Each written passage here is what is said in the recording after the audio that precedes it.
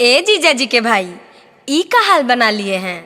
अजी बोलिए ना, कुछ बोलिए, काहे मुंह लटका के बैठे हैं? अरे का कहें साली जी, कुछ कहने लायक रहे तब ना।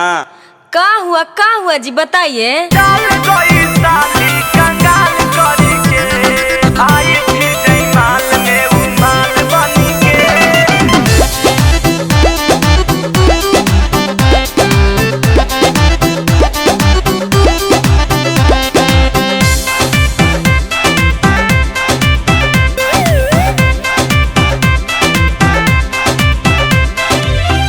जीजा जी के भाई मुंह लटकाए हैं, चैन घड़ी जूता अपन कहाँ भुलाए हैं। अजी यहीं पे एगो लड़की ले गई है। काहे जीजा जी के भाई मुंह लटकाए हैं, चैन घड़ी जूता अपन कहाँ भुलाए हैं। सुनाइए। आई थी जयमाल में उमाल बनी के, आई थी जयमाल में उमाल बनी के, चल गई साली कंगाल करी के।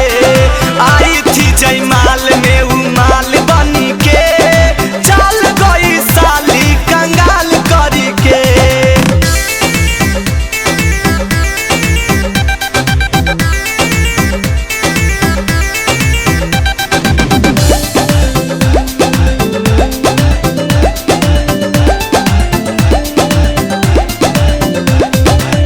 कैसे अकेले वो बुलाई जी, सेल्फी के लिए प्यार के जादू चलाई जी।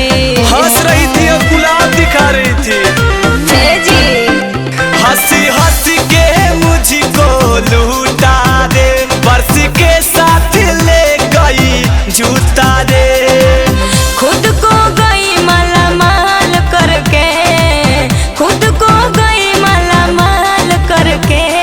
और क्या कहे हम, आई थी जयमाल में उमाल बनी के, आई थी जयमाल में उमाल बनी के, चल गई साली कंगाल करी के। आई थी जयमाल में उमाल बनी के, चल गई साली कंगाल करी के। क्या हम बताएं, उसमें मेरा आधार कार्ड, पैन कार्ड सब कुछ लेके चल गई। वोटर कार्ड वो था और एगो हमारे बचपन के फोटो था।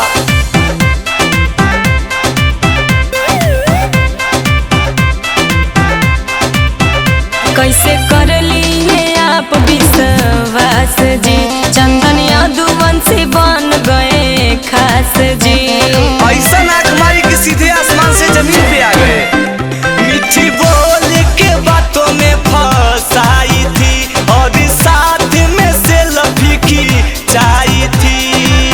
अमित बताइए सब ख्याल करके, अमित बताइए सब ख्याल करके, बताइए। आई थी जयमाल में